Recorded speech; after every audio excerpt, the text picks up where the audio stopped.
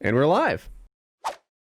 I put myself in there. Right? I put myself in the video, like in make believe, and like, how would I do?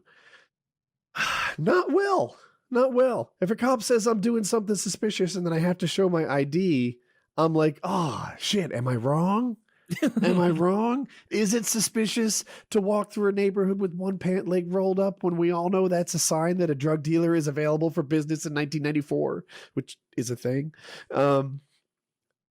My friend was a cop. That's how me and Taylor always got our drugs. We'd look for one pants leg up Larry, and we'd know. Hey, I noticed you got both pant legs. Oh, you're wearing shorts. I'm sorry. Is that means you're a prostitute, right? I think that's true. I don't know. Why are you all hitting me? I was told it was true. I'm always good at my sources, but so then it's like, oh, like shit. Have I been that suspicious for one pant leg up, Woody? Like, am I confident enough that I'm right in my Fourth Amendment rights to not give my ID to this cop who wants to arrest me? Because if I get it right, there could be $250,000 in it for me. If I get it wrong, there's 60 days in it for me. Did you have both your pant legs down? It's never good to have your lawyer on speed dial and also have his card in your pocket for instances like that. And say, contact my attorney, or I'm going to contact. No, you call him and ask him what to do. I didn't know about the pant leg rule. Lots of interesting ways to get drugs. Hopefully I get an update Monday on what's going on with my shit. My current lawyer had left the firm, so they had to push it off to my main lawyer, I had two, one for the drug stuff and one for the gun stuff. So I think the gun lawyer is going to look into my stuff about the appeal and everything. So maybe I'll get an update Monday. It's been 2 or 3 weeks now. So I Googled the pant leg up thing. Apparently right leg up is for buying, left leg up is for selling. This is from 2004. That's not the top result I got, though. The top result was it's so your chain doesn't get stuck in the bicycle, or your pant leg doesn't get grease on it from the bicycle chain. So look at that 7-year-old's buying and selling. He's a trafficker. Yeah, I've never heard that one before. I always just went to some sketchy fucking house somewhere. I heard the one for like crack and meth, like real hard drugs, where it's like you go and buy something else, like a CD, and then you take that from a location to somewhere else, and then you give that to someone and they give it to you. Like almost like adding a layer of distance, to make it more difficult to track stuff. If you say so. I've never bought any crack cocaine. I haven't either, but it seemed believable to me. Spotify has destroyed the crack cocaine industry. We're going to need to subscribe to our streaming service.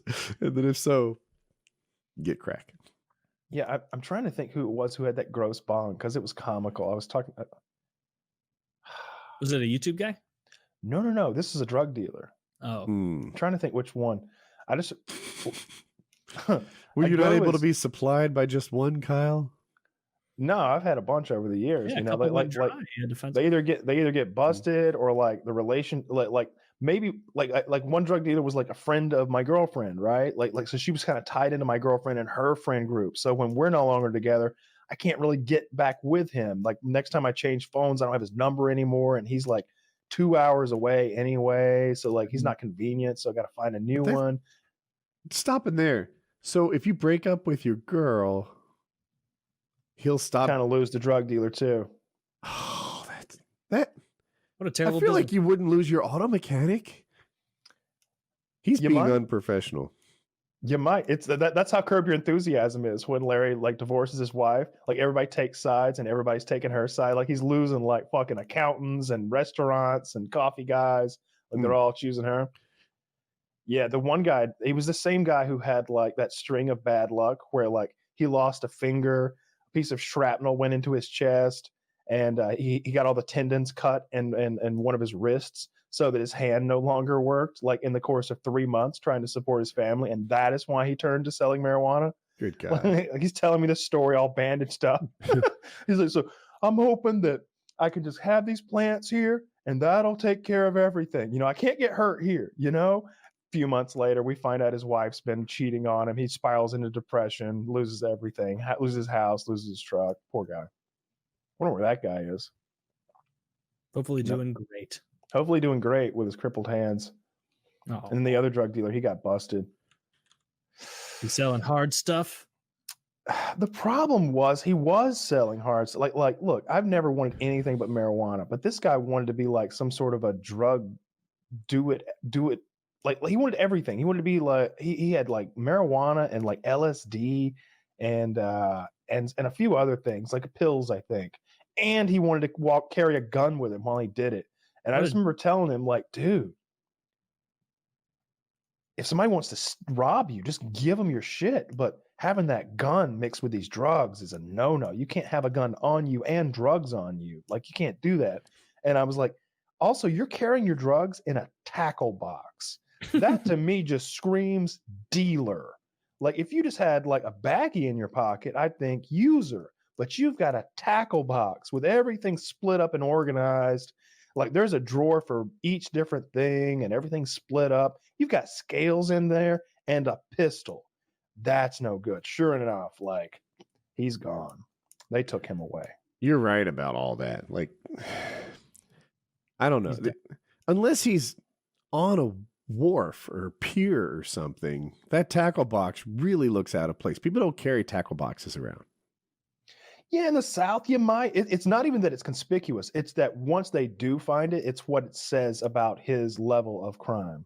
Yeah. You know, like that's one of the things that annoyed me when I got in trouble. They were trying to like charge me with trafficking. And it was just like, what about half an ounce of marijuana in its original packaging says trafficking to you? Yeah. Like I'm just gonna smoke trafficker in America. I was like, that's half an ounce. I was gonna smoke that over the next 14 days. Like I was gonna take care of this whole thing by myself. Believe you me. You want to watch? This? Oh God! If they'd been like, I wish they'd pulled that one. Yeah. I'll tell you what. If you can smoke all this marijuana while we sit here and watch, we'll call it a day. Oh, my friend. Of course I could smoke. I could smoke all of this and more while you watch. Yeah. I'd have absolutely. Don't you think I'm passing this? You give me a cough drop and we're good. Give me a cough drop and a bottle of water and I'll smoke half an ounce before you can believe it. I can do a gram and a hit. Oh, you'll be done in what, 35 hits? Is that what it is? No, it's 28 grams an ounce. 28 grams. You learn them. You learn some things along the way. You learn the metric system. You learn the metric system very quickly. The public education system failed me terribly, but marijuana use, you really picked that stuff up. That was on a Gordon Ramsay episode I was watching on stream last night where he was like, does your chef make their own raviolis? And they're like, no. And he's like, does he know how to make raviolis? He's like, no. And he's like, 500 grams of flour, drizzle of olive oil, this, that, the other thing. Gives it to the waitress. She takes it back, gives it to the owner, and she's like, what's this? 500 grams? What's grams? She's like freaking out. Oh, that's a great show. They should get the pothead. I got you. It just starts measuring it out. That was one episode where, like, near the end of it, like the head chef admits to have like coming into work on meth. Yeah, problems. That restaurant did not survive. I like it when like he goes there. Initially, he's very impressed. Like, look at these desserts. This place is magnifique. And then they find out they're all from like Walmart or something. They store buy all their desserts, and he gets mad. That was that one episode. Yeah, Amy's Baking Company. That happened. Yeah, I don't know that it was just one episode. A lot of people buy store-bought stuff, or I was surprised to learn how much restaurant food is just heated up, like manufactured food. Yeah.